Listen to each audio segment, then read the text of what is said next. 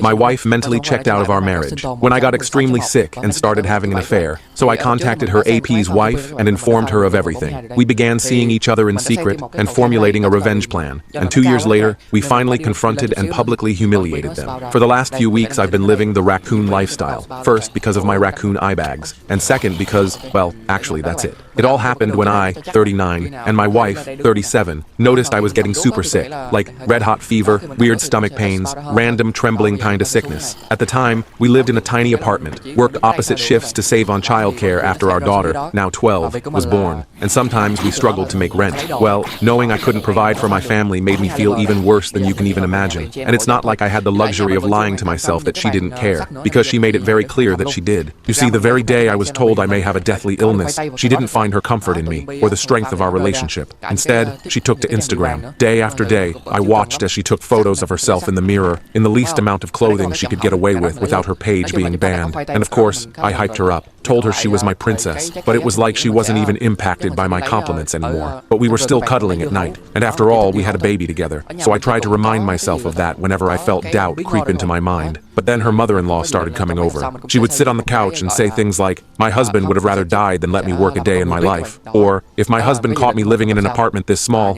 I don't think he'd ever be able to stop crying." At first I thought my wife just wasn't saying anything because she was the shy, unconfrontational type, but one day, when I started coughing up blood, my MIL came over, and instead of her little digs, she asked me if I could help her download Hinge. I watched as she proceeded to create a profile for my wife and set up dates with the richest-looking guys on the app. Meanwhile, my wife sat there watching a movie. My heart broke, and I couldn't help but feel it was my fault for getting so sick, for not being able to be a provider. So from there, I did everything I could for my health. I felt like one of those holistic herbal moms that somehow always go viral on TikTok. Every morning started with a concoction of vitamins, and every night ended with a meditational detox. And for some reason, after a few months, I got a lot better. And I guess I didn't mention this earlier in the story, but because of my sickness, I didn't know if I was going to live or die. So when I found out I was better, I was practically jumping off the walls with excitement. But apparently my wife and her mother didn't feel the same way, because when I broke the news, my mother-in-law's face completely fell. I could have sworn I saw her wipe away a few tears too. And when I looked over to my wife, a wave of sadness swept over her eyes. In the days after, I tried to rebuild the relationship with my wife. I even took out a loan to afford a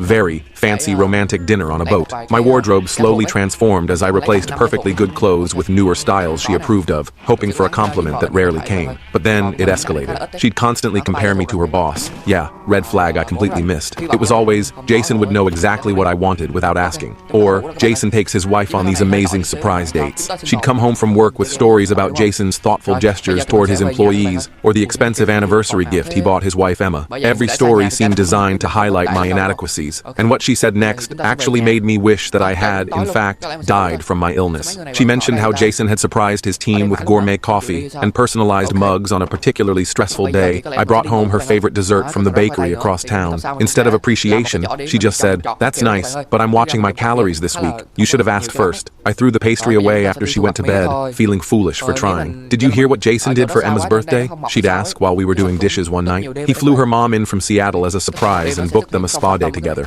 So thoughtful." I remember the sting of that particular comment. My birthday gift to her that year had been a handmade photo album chronicling our family's journey, with handwritten notes about my favorite memories with her. She had thanked me politely but left it on the shelf, untouched. A week later, she mentioned wanting the new smartwatch her coworker had. I felt like nothing I did measured up to the mythical Jason standard. When I'd ask what she wanted from me, what would make her happy, she'd just say, "You shouldn't have to ask, you should just know." This became her mantra, repeated endlessly whenever I tried to understand what was missing in our relationship. "But I'm not a mind reader," I'd say, frustrated. "Just tell me what you need." "That's exactly the problem," she'd respond, sighing dramatically. "Emma never has to tell Jason what she needs. He just knows." I'd lie awake at night replaying these conversations, wondering when I'd lost the ability to make her happy. We used to function as a unit, intuitively understanding each other's needs. Now, I felt like I was constantly failing a test I didn't know I was taking, measured against a standard I could never reach. I bought relationship books, read articles online, even listened to marriage podcasts during my commute. I planned date nights, dinners at restaurants we couldn't afford in our early years, tickets to shows she mentioned wanting to see. I tried to spice things up in the bedroom with new approaches I'd researched. Nothing worked. She either responded with lukewarm appreciation, that was nice, I guess, or outright disappointment, I wasn't really in the mood for Italian tonight, or this show is kind of boring.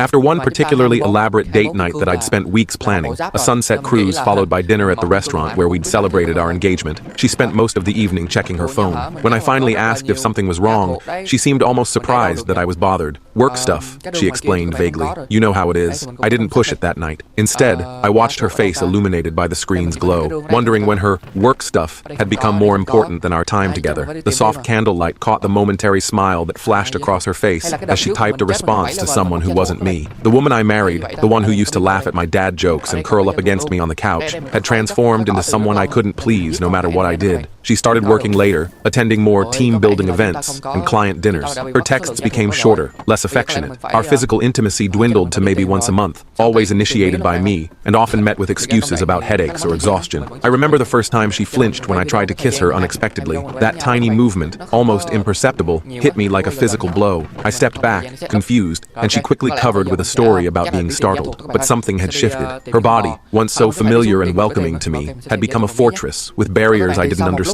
We were close friends with her boss and his wife. Our families had been intertwined for years. Jason and Emma had kids roughly the same ages as ours. Their daughter was 13 and their son 9. Our kids played together, had sleepovers at each other's houses. We had regular BBQs in our backyards, went to parks and arcades as a group, even took a joint family vacation to a beach house last summer. I even confided in Jason about our marriage problems during guys' nights out, and he'd give me advice that seemed helpful at the time. Those nights replay in my mind now, colored by bitter hindsight. Jason listening sympathetically as I opened up about my marital concerns, offering me another beer, clapping me on the shoulder with what I thought was brotherly support. I'd drive home feeling lighter, grateful to have such a good friend who understood the complexities of long-term relationships. Meanwhile, he was probably mentally cataloging my insecurities, using them to better position himself with my wife. Women need to feel desired, he told me once while we were having beers on his deck. You have to surprise them, keep them guessing. Relationships get stale when they become predictable. I've tried surprising her, I admitted. She doesn't seem impressed. Keep trying, he encouraged, clapping me on the shoulder. Sarah's worth fighting for. You guys just need to find your spark again. What a guy, right? Giving me relationship advice while sleeping with my wife. I recall one cookout where our families gathered to celebrate the 4th of July. Sarah wore a new sundress I hadn't seen before, her hair styled differently. When she bent down to adjust our daughter's party hat, I caught Jason staring at her, his gaze lingering too long to be casual. I dismissed the unease I felt, telling myself I was being paranoid. Later that evening, when the kids were setting up for the fireworks, I noticed Sarah and Jason standing slightly apart from the group, their conversation too quiet to overhear. When I approached, they seamlessly shifted to discussing work matters, but something in the sudden change of tone felt rehearsed. One night in February, my wife was giggling at her phone in bed. It was almost midnight, and I'd been pretending to sleep while she texted someone for over an hour. When I finally leaned over to see what was so funny, she yanked the phone away and snapped at me. Do you mind? These are private work conversations. Her face was flushed, defensive. The sharpness in her voice startled me. In 14 years of marriage, she'd never spoken to me with such immediate hostility over something so small. The bedroom was dark, except for the blue glow of her phone, highlighting the unfamiliar anger in her expression. Her body language shifted, shoulders tensing, creating physical distance between us in our own bed. The contrast between her earlier laughter and sudden defensiveness was jarring, like witnessing two different people occupy the same space. Something inside me just knew. Call it intuition, or maybe just the culmination of 1,000 little suspicions I'd been suppressing. The next morning, I confronted her directly. Who were you texting last night? I asked while she made coffee. She barely looked up. Just Emma about the kids' spring break plans. At midnight? And it was that funny? What are you implying? Her tone immediately turned hostile. Are you checking up on me now? I just want to see the messages, I said, trying to keep my voice steady. She refused, claimed I was being paranoid and controlling. When I pressed, she stormed out of the kitchen, slamming our bedroom door. She left for work early that day, taking her phone to the bathroom during her shower, something she'd never done before. The house felt eerily quiet after she left. I stood in our kitchen, coffee growing cold in my mug, trying to process what had just happened. The woman who once shared everything with me, who used to read me funny texts from friends, who had nothing to hide, was now guarding her phone like it contained state secrets. My stomach knotted as I realized how many small changes I'd rationalized away over the past months. That night, she suddenly offered to let me see her phone, after she'd been home for hours. I scrolled through her messages with Emma, which seemed normal enough, but noticed there were no late-night texts from the previous evening. When I checked her conversations with Jason, they were strictly professional, and surprisingly sparse for people who worked closely together daily. The messages were so formal, so impersonal, discussing meeting schedules and project deadlines in the most generic terms possible. For a boss and employee who spent 40-plus hours a week together, and whose families regularly socialized, the digital trail was suspiciously minimal. The cleaned-up digital presence felt more incriminating than if I'd found something concrete, See, nothing to worry about, she said smugly. Happy now? I wasn't. Not even close. The calculated strategy behind her actions became clearer in retrospect. She'd likely deleted the incriminating messages, showed me the phone as proof of her innocence, and expected me to apologize for my suspicions. It was gaslighting at its most effective, making me question my own instincts while she controlled the narrative. I nodded and mumbled something about being sorry for doubting her, but internally, something had shifted. Trust, once broken, reveals itself in the questions that linger even after evidence is presented. I'm not particularly tech-savvy, but my buddy Ryan is. He works in digital forensics for a security firm. A month later, after several more suspicious incidents, sudden password changes on all her accounts, her phone always face down,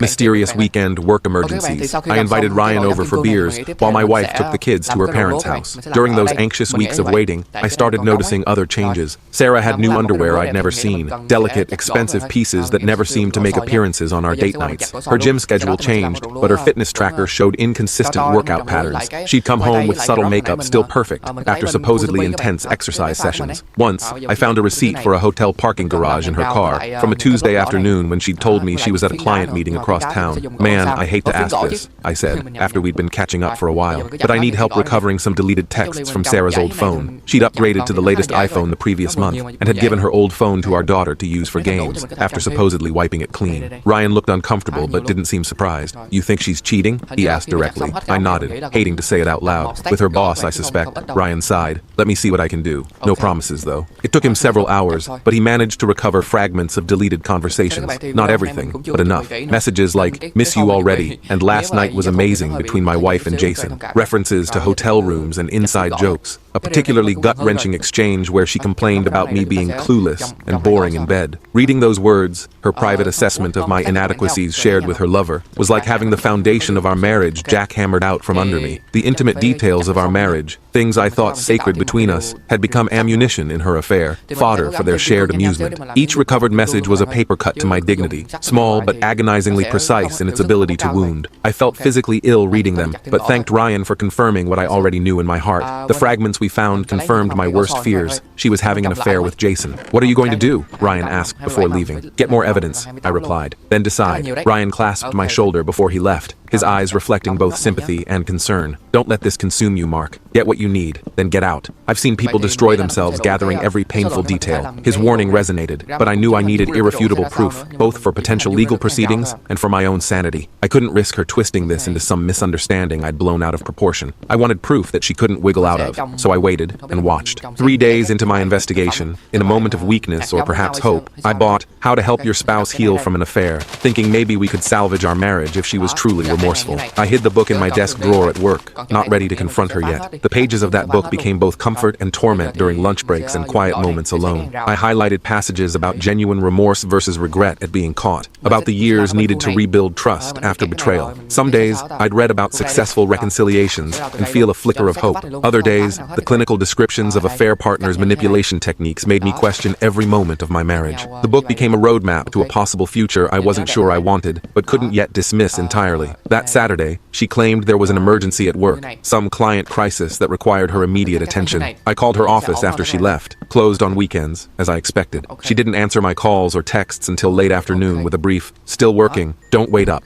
I remember sitting at our kitchen table that afternoon, staring at my phone, waiting for a response that would inevitably be a lie. The kids were at a neighbor's house for a play date, and the empty home echoed with the ghosts of our happier days. Family photos lined the walls, smiling faces captured in moments of genuine joy. Had she been thinking of him when we posed for our Christmas card last year, when we renewed our vows on our 10th anniversary? The timeline of her betrayal contaminated every memory, leaving me questioning which moments had been real and which had been performances. She crawled into bed at 2 a.m. after immediately showering, smelling of hotel soap and shampoo rather than her usual products. I pretended to be asleep, my heart pounding so loudly I was certain she could hear it. How many times had this happened without me realizing it? How many showers had washed away the evidence of her betrayal while I slept obliviously next to her? I could feel the mattress dip as she slid under the covers, keeping to her side of the bed we'd shared for years. The physical distance between us seemed fitting now, a tangible representation of the emotional chasm her choices had created. I lay there rigid, controlling my breathing, wondering if she felt any guilt at all as she drifted to sleep beside the husband she'd betrayed just hours earlier. The familiarity of her breathing pattern, once comforting, now felt like another betrayal. How dare she sleep so peacefully after what she'd done? The collaboration. The next morning, with my wife still asleep, I made a difficult call. I'd gotten Emma's personal number from our family contact list and texted her asking to meet privately. Urgent family matter. We agreed to meet at a coffee shop across town. I arrived early, choosing a corner table that offered privacy. My hands trembled slightly as I ordered coffee. The reality of what I was about to do, potentially altering multiple lives permanently, weighing heavily. A framed quote on the cafe wall caught my eye. Truth is rarely pure and never simple. Oscar Wilde's words felt painfully appropriate for the moment. Emma arrived looking tired but put together, ordered a latte, and sat across from me with wary eyes. "What's going on, Mark? You sounded serious." I took a deep breath. "I think our spouses are having an affair." Her expression didn't change immediately, which surprised me. Then she closed her eyes briefly. "What evidence do you have?" The lack of shock in her reaction told me volumes. She hadn't known for certain, perhaps, but she'd suspected, just as I had. The confirmation seemed to settle over her like a heavy blanket, expected but still suffocating. Her composed exterior showed the slightest crack when she gripped her coffee cup tighter, her knuckles whitening momentarily. I showed her the recovered text fragments, explained the pattern of suspicious behavior. As I spoke, Emma's composed facade began to crack. She revealed she'd had her own suspicions for months. Late work nights, mysterious text messages, a sudden password change on Jason's phone. "I told myself I was being paranoid," she said, voice barely above a whisper, "that it was just work stress making him distant. I did the same thing," I admitted,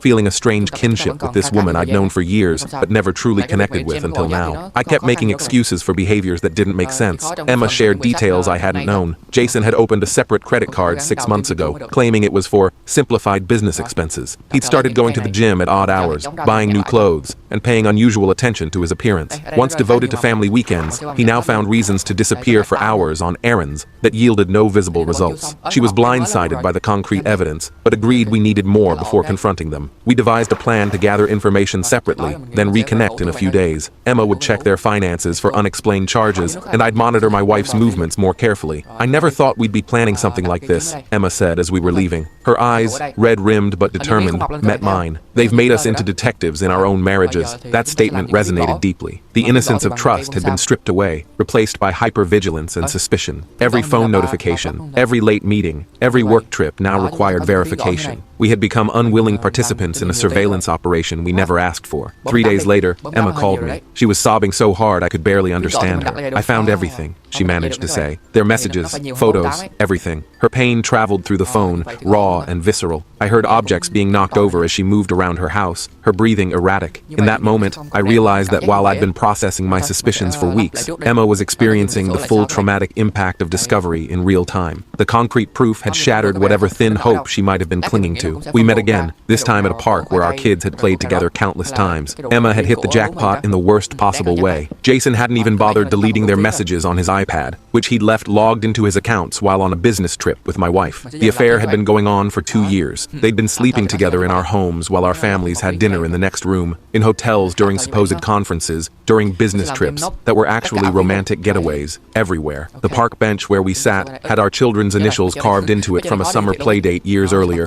Now it supported 2 broken spouses, comparing evidence of the ultimate betrayal. The irony wasn't lost on me. This place of innocent family memories had become the setting for uncovering our partner's deceit. Emma showed me screenshots of conversations that made me physically ill, explicit messages describing their encounters, discussions about how to avoid suspicion, even jokes at our expense. My wife had sent him photos I'd never seen, wearing lingerie I didn't recognize. They'd created a shared photo album with hundreds of images documenting their relationship. Dinners, hotel rooms, selfies in places I thought she'd gone alone or for work. One photo particularly haunted me. Sarah and Jason at a beachfront restaurant I recognized from our last family vacation. While Emma and I had taken all 4 kids to the aquarium that day, our spouses had apparently sneaked off for a private lunch, documented with intimate selfies and knowing smiles. They'd been conducting their affair right under our noses, using our family gatherings as cover for their rendezvous. Most devastating was a conversation where Jason asked if she ever planned to leave me. "Sarah, it's complicated. The kids adore Mark. He's a good father." Jason, "But do you love him?" Sarah, "Not the way I love you. But he's stable, reliable.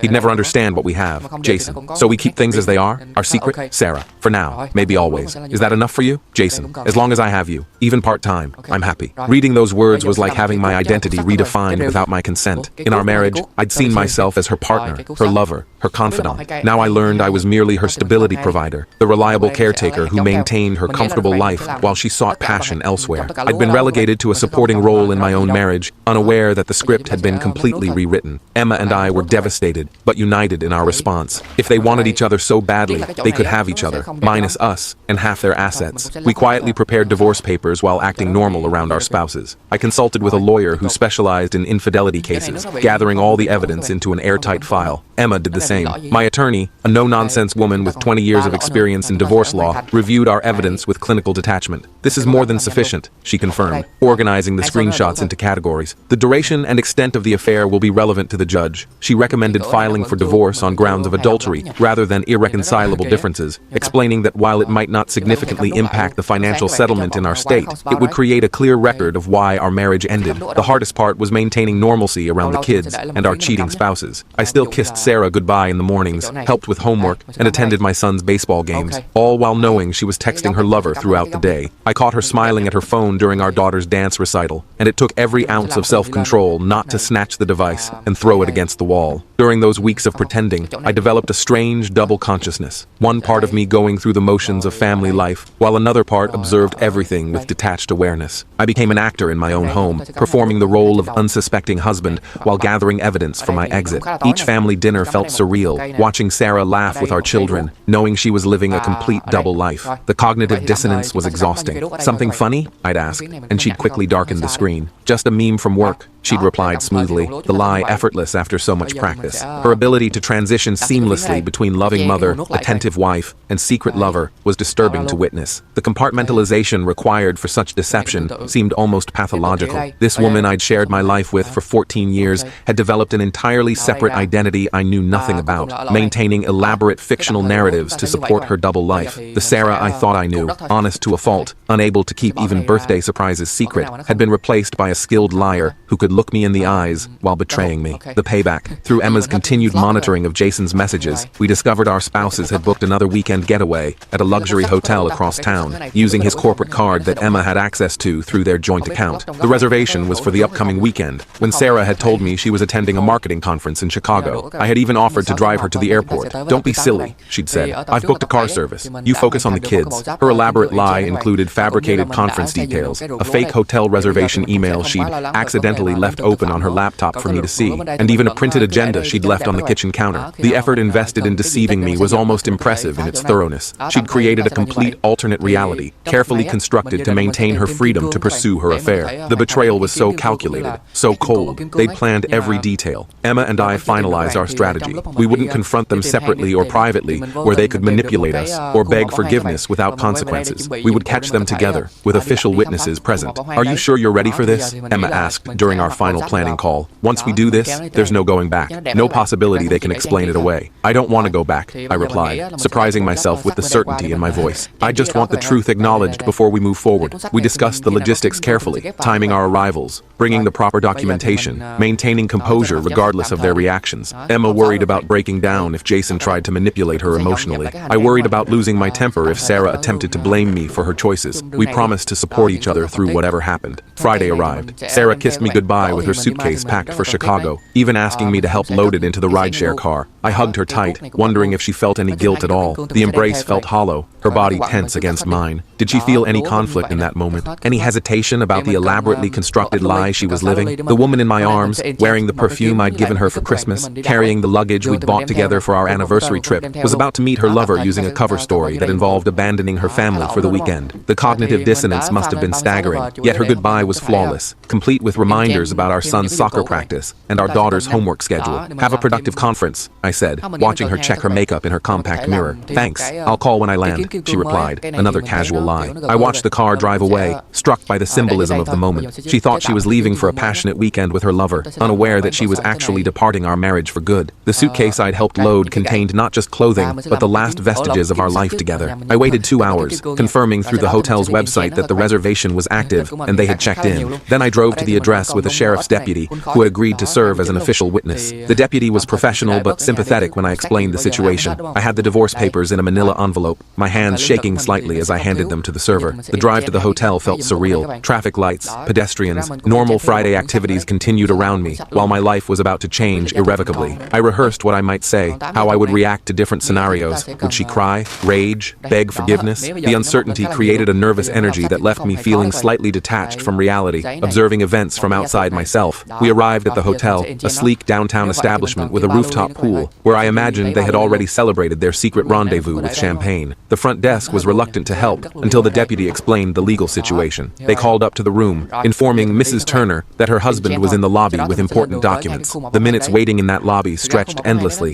Business travelers checked in and out, oblivious to the drama unfolding. A family with excited children prepared for a weekend adventure. Ambient music played softly overhead, and I stood there, outwardly calm, but internally bracing for a confrontation that would permanently alter multiple lives. The look on my wife's face when she came down to the lobby in just a bathrobe was priceless. First confusion, then shock, then panic. Her hair was wet from the shower, and she clutched the robe tightly around herself when she saw the uniformed deputy beside me. Her transformation was immediate and dramatic, from relaxed lover to cornered spouse in seconds. Her eyes darted around the lobby, likely checking if Jason had followed her down. The woman who had meticulously constructed elaborate lies for months suddenly had no prepared script for this scenario. Her carefully managed double life collapsed in an instant, leaving her exposed not just physically in her hasty attire, but emotionally, as the truth laid bare. "Mark, what are you? How did you?" she stammered, looking wildly around the lobby as hotel guests stared curiously. The server stepped forward, handing her the envelope. "Sarah Turner, you've been served with divorce papers on grounds of adultery." She grabbed my arm, begging for a chance to explain. "Mark, please, this isn't what it looks like. We need to talk privately." Her desperate attempt to regain control of the narrative was almost pitiful. Even now, caught literally fresh from her lover's bed,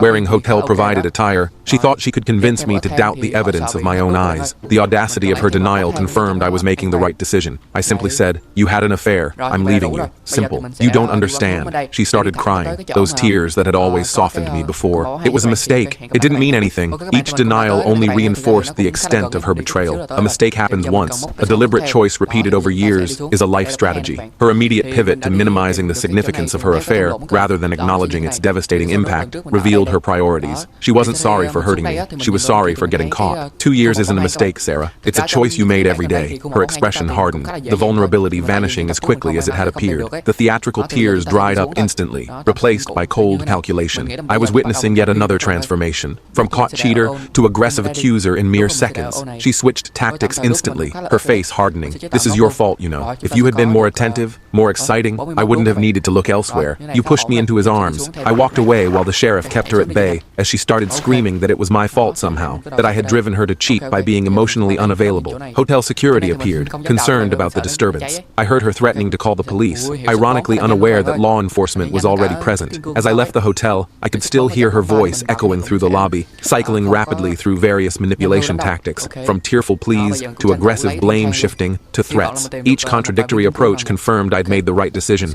No relationship built on such fundamental dishonesty could ever provide the authentic connection I deserved. Meanwhile, Emma was executing her part of the plan. Jason panicked when my wife called him from the lobby and rushed back to their home, where Emma was waiting with her own server and a paralegal to witness the delivery. They never saw it coming. According to Emma, Jason tried to deny everything at first, then broke down crying when she showed him the evidence she'd gathered. He begged for another chance, claimed it was just physical, and meant nothing. Emma later told me he'd arrived home in such a hurry, he was still buttoning his shirt, his hair wet from the same shower my wife had just emerged from. The parallel confrontations occurring simultaneously across town created a poetic justice to the situation. No private reconciliations, no opportunity to coordinate their stories, just the raw truth exposed in different locations. "You told her you loved her," Emma had replied calmly, in writing, hundreds of times. Emma described how Jason had collapsed onto their sofa, head in hands, when he realized the extent of the evidence she possessed. His carefully constructed narrative, the devoted husband temporarily led astray, crumbled when confronted with his own words, professing eternal love to his mistress. The months of elaborate deception, the calculated betrayal of both families, the strategic manipulation of everyone's trust, all laid bare in documented detail. The aftermath: my divorce proceedings are moving quickly and will be finalized soon. Emma's might take longer as Jason is fighting for more favorable terms. Neither of our spouses wants a divorce, claiming it was just physical and that marriages survive worse. My wife insists she never planned to leave me and that she's not that person anymore. The immediate backpedaling from both of them was almost almost comical in its predictability. The affair that had been important enough to lie about for years, to risk their families and reputations for,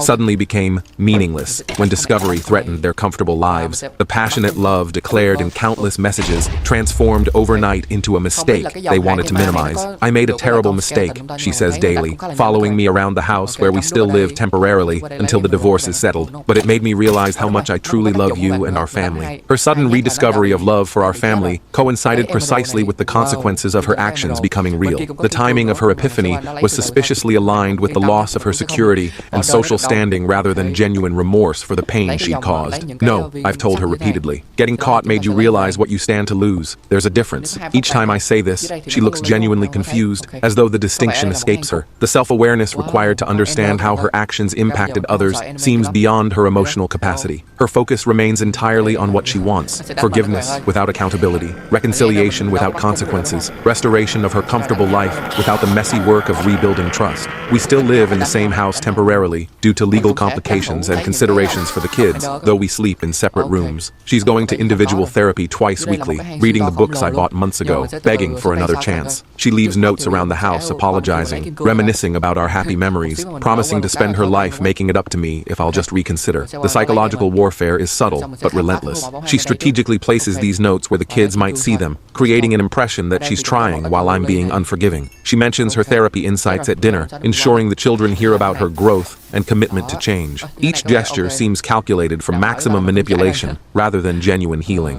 "Remember our trip to the Grand Canyon?" one note read. "You held my hand at the edge because you knew I was afraid of heights. That's the man I married, the man who always protected me, even from my own fears." The cruel irony of that particular message wasn't lost on me. She was appealing to my protective instincts, the very quality she had exploited to maintain her double life. For years, I had protected our family, maintained our home, supported her career advancement, all while she betrayed the foundation of our relationship. Now she wanted that same protection to shield her from the consequences of her choices. I crumpled it up without responding. These daily performances exhaust me. Her dramatic sighs when I pass without acknowledgement, her tearful phone calls to friends within my earshot, her ostentatious displays of remorse when the kids are watching. The calculated nature of her contrition only reinforces my decision to leave. Even in her supposed redemption efforts, she's still performing rather than authentically engaging with the damage she's caused. She's called me bitter and resentful, then apologized profusely, thrown herself at me sexually. I refused, and demanded I stop talking to Emma, claiming our friendship is inappropriate and sends the wrong message to the kids. Last week, she ambushed me in the kitchen late at night, wearing lingerie I'd never seen before. When I immediately turned to leave, she grabbed my arm, tears streaming down her face. "Don't you find me attractive anymore?" she asked, as though my physical desire for her was the issue rather than the complete destruction of trust between us. The disconnect between her understanding of our problems and the reality was staggering. "The irony of you lecturing anyone about inappropriate relationships is astounding," I told her. Her hypocrisy reaches new heights daily. She monitors my phone calls, questions where I go,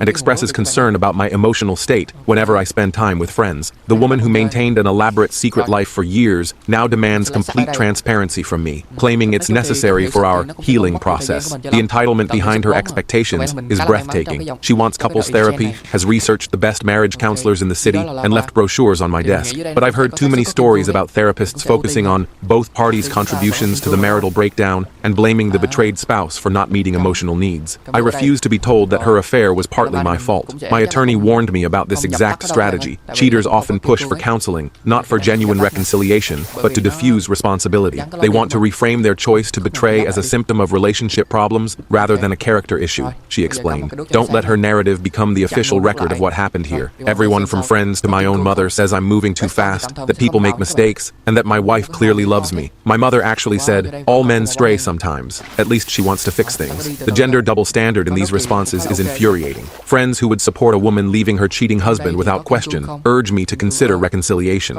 Their well-meaning advice often comes with subtle implications that I share responsibility for her choices, or that maintaining the family unit should outweigh my personal dignity. "Would you say that if I had been the one cheating?" I asked her. She had no response. The uncomfortable silence that followed spoke volumes. My mother, born in a different generation with different expectations of marriage, couldn't articulate why her standards differed based on gender. The conversation revealed not just her outdated views, but the broader societal expectations that men should overlook betrayal to preserve family stability, regardless of the personal cost. I keep saying I refuse to be anyone's backup plan or safety net. The messages I saw made it clear I was the reliable husband who paid bills and raised children while she pursued passion elsewhere. She didn't choose me when she had options. She's choosing me now because her fantasy life imploded. The fundamental truth she won't acknowledge is that reconciliation isn't something she's entitled to simply because she wants it. Trust, once shattered so completely, doesn't reassemble with apologies and promises. Her assumption that I should eventually forgive her reveals a profound self-centeredness, as though my pain exists primarily as an obstacle to her happiness rather than a legitimate response to profound betrayal. Emma and I still talk regularly, supporting each other through the legal and emotional challenges. We meet for coffee weekly to compare notes on our proceedings and discuss how our children are coping. It drives my wife crazy. She's convinced we're planning a revenge affair or developing romantic feelings amid our shared trauma. Our friendship with Emma is built on mutual respect and the unique understanding that comes from shared experience. We're careful to meet in public places and maintain appropriate boundaries, aware that our spouses would seize on any impropriety to deflect from their own actions. There's something healing about connecting with someone who truly understands the specific pain of this situation without requiring explanations or justifications. Is there something going on between you two? She demanded, after I returned from having lunch with Emma. Unlike you, I don't jump into bed with my friends' spouses, I replied. She flinched at that. That's not fair. We weren't thinking clearly. For 2 years? I laughed bitterly. That's some sustained confusion. The absurdity of her defense highlights how detached she remains from the reality of her actions. A 2-year affair involving hundreds of deceptions, elaborate planning, and ongoing risk assessment wasn't a momentary lapse in judgment. It was a deliberate lifestyle choice made repeatedly over time. Her attempt to minimize it as temporary confusion insults my intelligence and reinforces my decision to leave. Emma and I have developed a friendship built on mutual respect and shared experience, but that's the last thing on my mind. I don't need to stoop to their level or complicate an already painful situation. We're just two people helping each other through hell. What our spouses can't seem to comprehend is that our connection isn't about them. It's about healing from similar wounds inflicted by people we trusted completely. We're not plotting revenge or building a romantic relationship. We're simply supporting each other through the dismantling of lives we thought were secure. There's a unique comfort in talking to someone who understands exactly what you're experiencing without needing the context explained. Where I stand, the kids know what's happening in age-appropriate terms. We sat them down together, Sarah and I, and explained that we would be living apart soon. We didn't use the word affair, but told them that Mom and Dad had grown apart and made choices that meant we couldn't be married anymore. That conversation remains one of the most painful moments of this ordeal. We gathered in our living room, the four of us sitting in the same space where we'd opened Christmas presents and celebrated birthdays. Sarah had insisted on wearing her wedding ring for the discussion, a detail that struck me as both manipulative and sad. Her eyes were red from crying, though I noticed she'd still applied makeup carefully before this impromptu family meeting. Did you stop loving each other? Our daughter asked, already showing the emotional intelligence that makes me so proud. The perceptiveness of her question cut straight to the heart of the matter. Children have an uncanny ability to identify the core issue, while adults dance around uncomfortable truths. Her direct question momentarily silenced both Sarah and me as we struggled with how to answer honestly without causing unnecessary pain. We'll always love you both more than anything, I answered, sidestepping the real question. Our daughter's eyes moved between us, clearly unsatisfied with my deflection, but recognizing this wasn't the moment to press further. The emotional maturity she displayed, holding her deeper questions while accepting what we could offer, made my heart ache. Children shouldn't have to navigate adult complexities with such careful consideration. But families are supposed to stay together, our son argued, tears streaming down his face. Sarah tried to hug him, but he pulled away, a rejection that visibly crushed her. She's been trying desperately to maintain her relationship with the children, overcompensating with gifts and special outings. They're confused and hurt, but resilient. They wish we'd stay together, but seem to understand why that can't happen. My son's resistance to her comfort wasn't a calculated rejection, but an instinctive response to sensing inauthenticity. Children develop a remarkable radar for emotional dishonesty. While he couldn't articulate why he pulled away, his body language communicated what words couldn't. Something fundamental had shifted in his trust of his mother, even without knowing the specific reason for our separation. Our daughter overheard an argument where Sarah was pleading for another chance, and later asked me privately, "Mom did something really bad, didn't she?" I struggled with how much to share. "She broke a promise that's very important in marriage," I finally said. My daughter nodded solemnly. "Like when she promised to only love you?" The wisdom in her simple observation left me momentarily speechless. Her ability to distill complex adult situations to their essence, broken promises, violated trust, was both impressive impressive and heartbreaking. Children understand more than we give them credit for. At the end of the day, this wasn't a drunken mistake or one-night stand that could be attributed to temporary insanity or overwhelming temptation. This was 2 years of lying, gaslighting, and comparing me unfavorably to the very man she was sleeping with. How do you come back from that level of betrayal? The calculated nature of their affair required thousands of individual decisions to deceive. Each text message, each fabricated work emergency, each hotel reservation represented a conscious choice to betray our family. The affair wasn't something that happened to Sarah. It was something she actively constructed and maintained daily for years, while simultaneously criticizing me for not meeting standards her lover supposedly exemplified. Last night, Sarah found me alone in the kitchen after the kids were asleep. "I know you don't believe me," she said quietly, "but I never stopped loving you. What Jason and I had, it wasn't real. It was an escape, a fantasy." I studied her face in the dim kitchen light, searching for the woman I thought I'd married. Did she actually believe what she was saying? Could she genuinely not understand that claiming to love me while systematically betraying me for years made no sense? The cognitive dissonance required to maintain her self-image while acknowledging her actions seemed beyond her capacity. "That's worse," I told her. "You risked everything we built for something that wasn't even real to you." Her response revealed volumes about her character. By dismissing her affair as not real, she attempted to minimize its significance rather than taking full responsibility for her choices. The relationship was real enough for her to invest years of deception, to risk her marriage and family, to construct elaborate lies, but now she wanted to reframe it as meaningless to facilitate her desired outcome. "People survive affairs all the time," she insisted. "Marriages can be stronger afterward." "Maybe some can," I acknowledged, "but I'll never trust you again." Every business trip, every late night at work, every text message would trigger suspicion. That's not a marriage, it's a surveillance operation. This is the fundamental reality she refuses to accept. Trust, once shattered so completely, doesn't simply reassemble because the betrayer wishes it so. The neural pathways of suspicion have been deeply carved, the instinctive faith in her word permanently altered. Any future relationship would be built on a foundation of verified information rather than trusted communication, a fundamental shift she seems unable to comprehend. I still love her, or at least the woman I thought she was, but I also hate what she's done and who she revealed herself to be. She's trying hard now, but only because she got caught. If I hadn't found out, she'd still be with him this weekend, coming home to me with hotel soap on her skin and lies on her lips. The duality of my feelings is perhaps the most painful aspect of this experience. I'm grieving not just the end of my marriage, but the death of my perception of who Sarah was. The woman I fell in love with, the one who stayed up all night with our sick daughter, who celebrated my career milestones with genuine pride, who once seemed to value honesty above all else, exists now only in my memory, replaced by someone capable of sustained deception and emotional cruelty. After reading all your comments, I'm more convinced than ever that divorce is the right path for me and my kids. The messages Emma found showed the true nature of their relationship, not a momentary lapse, but a calculated deception maintained daily for years. They discussed how to better hide their affair, laughed about our ignorance, and created elaborate systems of alibis. My wife even had a separate email account and messaging app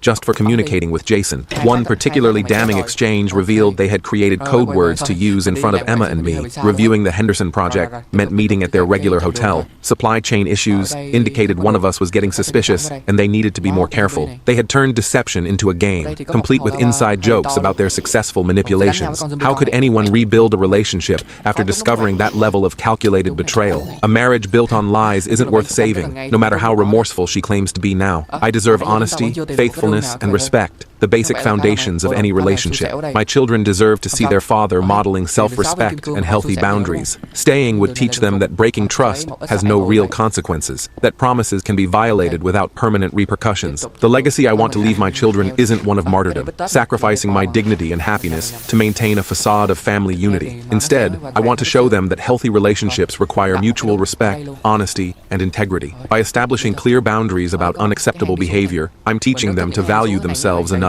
to expect ethical treatment from their future partners. Yesterday, Sarah left a photo album on my bed, pictures from our wedding and early years together. I returned it to her room untouched. Those memories belong to a relationship that no longer exists, with a woman who turned out to be someone else entirely. The album represented another manipulation attempt, using nostalgia to bypass the present reality, encouraging me to confuse who we were with who we are now. The young couple in those photos, idealistic, honest, truly committed to each other, no longer exists. One half of that partnership systematically violated every promise captured in those images. Looking back would only keep me trapped in a narrative that's been proven false. I'm focusing now on building a new life, finding an apartment close to the kids' school, establishing a co-parenting routine that minimizes contact with Sarah, and reconnecting with friends I'd neglected during my marriage. I've started therapy to process my anger and grief, not to reconcile, but to heal. Some days are harder than others, but I'm committed to moving forward. My therapist has been instrumental in helping me recognize the gaslighting and manipulation I experienced throughout the affair and its aftermath. She's provided techniques for maintaining boundaries during co-parenting interactions and strategies for supporting the children through this transition. Most importantly, she's validated my decision to prioritize truth and authenticity over maintaining a fundamentally compromised relationship. When the divorce is finalized, I plan to take a trip alone, something I've never done. Maybe hiking in Colorado or surfing in California, activities Sarah always vetoed as too dangerous or impractical. It's time to rediscover who I am outside of the relationship that defined me for 14 years and to build a future based on truth rather than illusion. The prospect of solo travel, making decisions based solely on my own interests and desires, represents a freedom I haven't experienced in my adult life. I married young and moved directly from my parents' expectations to partnership compromises. Now, at 39, I have the opportunity to discover who I am